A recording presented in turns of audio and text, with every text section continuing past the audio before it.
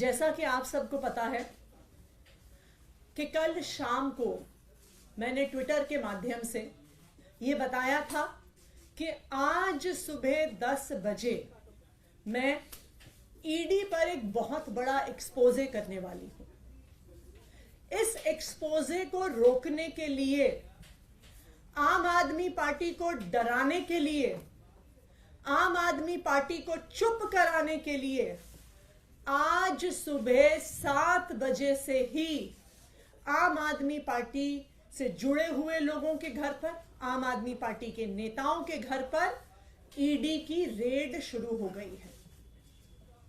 हमारे सांसद और आम आदमी पार्टी के ट्रेजरर एनडी गुप्ता जी के घर पे रेड हो रही है। ऐसा सुनने में आ रहा है कि उनके पीए के घर पे रेड हो रही है। मुख्यमंत्री अरविंद केजरीवाल जी के पीए के घर पे रेड हो रही है। और अभी खबरें आ रही हैं कि शायद आज दिन भर में आम आदमी पार्टी के कई और नेताओं के घर पर ईडी रेड करने वाली है। ये क्या प्रयास है ईडी का? ये क्या प्रयास है भारतीय जनता पार्टी शासित केंद्र सरकार का कि वो अपनी एजेंसीज के माध्यम से आम आदमी पार्टी को डराने की कोशिश कर रही है, धमकाने की कोशिश कर रही है और हमारी बात को दबाने की कोशिश कर रही है। मैं प्रधानमंत्री नरेंद्र मोदी जी को, भारतीय जनता पार्टी को और उनकी एजेंसियों को जो ईडी और सीबीआई हैं, ये बताना चाहती हूं कि आम आदमी पार्टी आपकी धमकियों से डरने वाली नहीं है। पिछले 2 साल से इसी तरह आम आदमी पार्टी के नेताओं को डराया धमकाया जा रहा है। इस तथाकथित शराब घोटाले के नाम पर कभी किसी के घर छापा पड़ता है, कभी किसी और के घर छापा पड़ता है, कभी किसी को समन आता है, कभी किसी को गिरफ्तार किया जाता है। लेकिन इस 2 साल के इन्वेस्टिगेशन में अभी तक ईडी को कुछ नहीं मिला है। किसी भी क्रिमिनल इन्वेस्टिगेशन में 3 चीजें महत्वपूर्ण होती हैं। सबसे पहले रिकवरी ऑफ मनी, जिसकी लॉन्ड्रिंग हुई है। ED prevention of money laundering act के तहत केस करता है तो सबसे पहली और सबसे जरूरी चीज है कि ईडी को रिकवरी ऑफ मनी करनी पड़ेगी। लेकिन 2 साल में सैकड़ों रेड के बाद भी 1 रुपए की भी रिकवरी ईडी नहीं कर पाई। किसी भी केस में दूसरी महत्वपूर्ण चीज होती है सबूत। लेकिन 2 साल के बाद भी कोई भी पुख्ता सबूत ईडी को नहीं मिला है और ये कोर्ट ने भी बार बार पूछा है कि सबूत सामने रखिए। किसी भी केस में तीसरी महत्वपूर्ण चीजें होती हैं स्टेटमेंट्स, यानी कि गवाही। ईडी का जो सारा केस है वो सिर्फ और सिर्फ गवाही पर और कई गवाहों को, कई अक्यूज्ड को सरकारी गवाह बनाकर और उन्होंने जो स्टेटमेंट्स दी हैं उसके आधार पर बना हुआ है। और आज जो मैं खुलासा करने जा रही हूं वो आपको यह दिखा देगा कि ये सारी स्टेटमेंट्स फर्जी हैं, कि ईडी ने सारी स्टेटमेंट्स में फर्जीवाड़ा किया हुआ है। जैसा कि आपको पता है कि जब कई ऐसी स्टेटमेंट्स किसी अक्यूज से, किसी सरकारी गवाह से, किसी विटनेस से ली गई, उसके बाद कई विटनेस सामने आए और उन्होंने ये कहा कि उनसे स्टेटमेंट दबाव पूर्वक डलवाया गया, लिखवाया गया। एक विटनेस ने कहा कि उन्होंने, ईडी वालों ने इतनी जोर की थप्पड़ मारा कान पे कि कान की पट्टी फट गई। इस वजह से, इस दबाव में उन्होंने स्टेटमेंट दिया। एक विटनेस ने कहा कि उनको यह कहा गया कि अगर आप नेताओं के खिलाफ बयान नहीं दिया तो हम देखेंगे कि तुम्हारी बेटी कॉलेज कैसे जाती है। एक और विटनेस को डराया गया, उसको कहा कि तेरी बीवी को अरेस्ट कर लेंगे, तेरी बीवी को जेल के अंदर डाल लेंगे अगर तुमने आम आदमी पार्टी के नेताओं के खिलाफ स्टेटमेंट नहीं दिया। तो बार बार अलग अलग लोगों को डरा के धमका के गलत स्टेटमेंट साइन कराए गए।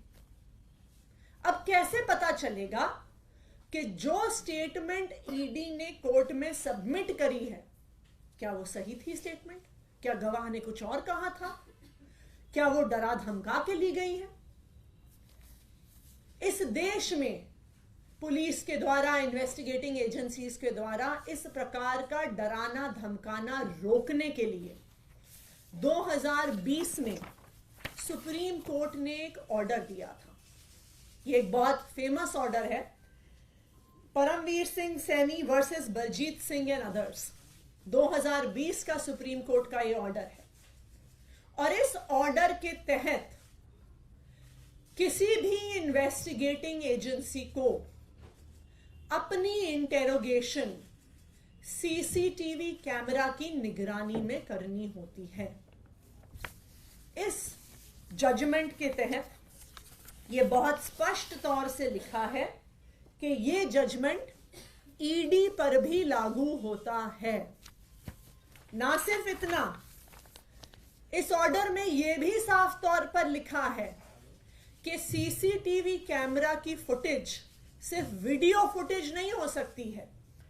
इसमें लिखा है CCTV cameras that have to be installed must necessarily consist of audio as well as video footage. यह सुप्रीम कोर्ट का आदेश है। क्यों? क्योंकि अगर ऑडियो और वीडियो फुटेज नहीं होगी तो यह सबूत नहीं बचेगा कि क्या किसी विटनेस को डराया गया, क्या किसी विटनेस को धमकाया गया, जो विटनेस ने बोला और जो कागज में लिखा गया क्या वो एक ही चीज है या वो अलग अलग चीज है। इसीलिए सुप्रीम कोर्ट ने यह आदेश दिया। इसी आदेश को रीआइटरेट किया सीबीआई के स्पेशल कोर्ट में एक्साइज पॉलिसी मैटर में ही जस्टिस एमके नागपाल ने, और यह किया उन्होंने 19 जुलाई को, जब एक अक्यूज्ड ने ईडी की सीसीटीवी की फुटेज मांगी। तो इसी सुप्रीम कोर्ट के ऑर्डर का हवाला देते हुए एमके नागपाल जी ने कहा कि यह हर विटनेस का, हर अक्यूज्ड का अधिकार है कि उन्हें सीसीटीवी फुटेज मिले with audio and with video. अब आप सुनिए, अब मैं आपको एक ऐसा फैक्ट बताने वाली हूं जिससे आपके रोंगटे खड़े हो जाएंगे। जब एक अक्यूज्ड ने कुछ दिन पहले कोर्ट में एप्लीकेशन डाली और कहा कि मुझे सीसीटीवी फुटेज चाहिए, तो क्या हुआ? उन्होंने एप्लीकेशन क्यों डाली? क्योंकि उनका, जो ये अक्यूज्ड थे, एक सरकारी गवाह से ईडी में आमना सामना करवाया गया। उस आमने सामने में सवाल जवाब हुए, स्टेटमेंट्स दी गई, अक्यूज्ड द्वारा दी गई, सरकारी गवाह द्वारा दी गई। इस पूरी प्रक्रिया में उस कमरे में एक सीसीटीवी कैमरा लगा हुआ था। यह पूरी प्रक्रिया सीसीटीवी कैमरा की निगरानी में हुई। लेकिन जब वो स्टेटमेंट कोर्ट में जमा कराई गई तो अक्यूज्ड ने देखा कि जो बात कमरे के अंदर हुई थी और जो बात कागज पर आई है वो दोनों अलग अलग हैं। और इसीलिए इस केस के उस अक्यूज्ड ने सीसीटीवी फुटेज के लिए एप्लीकेशन डाली। और आपको पता है, जब ईडी ने वो फुटेज दी तो उन्होंने उस फुटेज का ऑडियो डिलीट कर दिया। सिर्फ वीडियो फुटेज दी गई, ऑडियो फुटेज डिलीट कर दी गई और सारा एविडेंस कि वास्तविक तौर पे उस कमरे में क्या बात हुई थी, उस सारे एविडेंस को ईडी द्वारा डिलीट कर दिया गया है। और ना सिर्फ उस एक मैटर में, आम आदमी पार्टी के पास विश्वसनीय सूत्रों से यह खबर है कि जब से ये एक्साइज पॉलिसी का इन्वेस्टिगेशन शुरू हुआ है, पिछले 1.5 साल की सारी इंटेरोगेशन, सारे सवाल जवाब जो हुए हैं ईडी में, सबकी ऑडियो फुटेज को डिलीट कर दिया गया है इन्फोर्समेंट डायरेक्टोरेट द्वारा, ईडी द्वारा। ये क्या दिखाता है कि जो एक तो रिकवरी नहीं हुई, सबूत नहीं मिला, और जो स्टेटमेंट्स थी, जो एकमात्र आधार थी ईडी के केस का, वो सारी स्टेटमेंट्स भी फर्जी हैं। क्योंकि अगर स्टेटमेंट फर्जी नहीं होती तो आपको ऑडियो डिलीट करने की क्या जरूरत थी।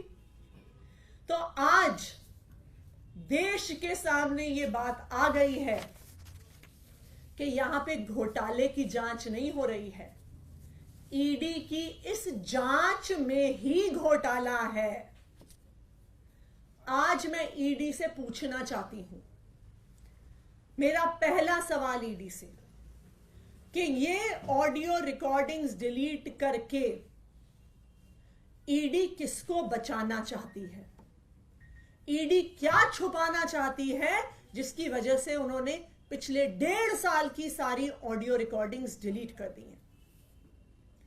मेरा ईडी से दूसरा सवाल, कि आप देश के सामने, आप कोर्ट के सामने पूरी डिटेल्स रखिए कि पिछले 1.5 साल में आपने जितनी इंटेरोगेशन करी है, जितने सवाल जवाब करे हैं, उनमें से कितनी इंटेरोगेशन और सवाल जवाब के ऑडियो आपके पास आज मौजूद हैं। अगर ईडी ऑडियो रिकॉर्डिंग्स कोर्ट के सामने, देश के सामने नहीं रख पाती है, तो इस इन्वेस्टिगेशन का सारा दूध का दूध, पानी का पानी हो गया कि ना पैसे की रिकवरी, ना सबूत, और ना ही स्टेटमेंट्स का कोई भी सबूत कि वास्तविक तौर पे विटनेसेस ने क्या कहा है। तो आज मैं ईडी को चैलेंज कर रही हूं, और इसी चैलेंज को हमने कोर्ट में भी रखा है सामने। हमने कल सीबीआई के और ईडी के स्पेशल कोर्ट में राउज एवेन्यू में एप्लीकेशन फाइल करी है, और हमने सारी की सारी वीडियो रिकॉर्डिंग्स और ऑडियो रिकॉर्डिंग्स की डिमांड करी है। और मैं ईडी को चैलेंज कर रही हूं कि ये ऑडियो रिकॉर्डिंग्स देश के सामने रखें। Thank you. मैम, तो आप ये कहना चाहते हैं कि कल आपने इसकी शिकायत की, कोर्ट के सामने अपनी बात रखी है, तो यही वजह है कि आज छापे हो गए? ये बिल्कुल साफ है कि आज ईडी का ये खुलासा होने वाला था। इस खुलासे को लेकर कल शाम से ही ईडी वाले डरे हुए थे। वो अलग अलग जगह फोन करके पूछ रहे थे कि किस चीज पर खुलासा है, किस चीज पर खुलासा है। और आज इस खुलासे को रोकने के लिए आज सुबह 7 बजे से ही आम आदमी पार्टी के अलग अलग नेताओं के घर पे, उनसे जुड़े हुए लोगों के घर पे छापे शुरू हो गए। ये आम आदमी पार्टी को डराने का प्रयास है। वरना आप ये तो छोड़िए कि आम आदमी पार्टी के ट्रेजरर के घर पे रेड हो रही है, उनके पीए के घर पे रेड हो रही है, मुख्यमंत्री के पीए के घर पे रेड हो रही है। तो ये बिल्कुल साफ है कि एजेंसीज को सिर्फ डराने और धमकाने के लिए इस्तेमाल किया जा रहा है। नाम बता सकते हैं कि किसने ये ऑडियो और वो मांगी थी और फिर ऑडियो नहीं मिली है?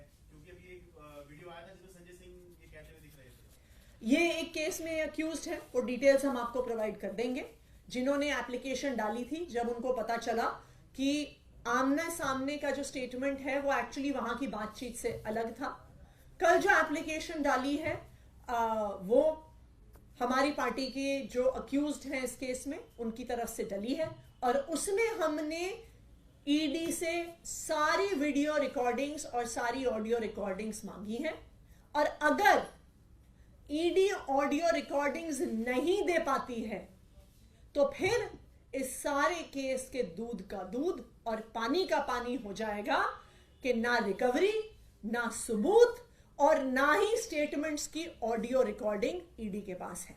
You have come across one such case, or there are multiple cases where audio recordings are not available? एक केस में यह साबित हो गया है कि ऑडियो डिलीट हो गया है, और हमें विश्वसनीय सूत्रों से यह पता है कि सारे इंटेरोगेशंस का ऑडियो डिलीट कर दिया गया है ईडी के द्वारा। लेकिन अभी बिल्कुल सच सामने आ जाएगा।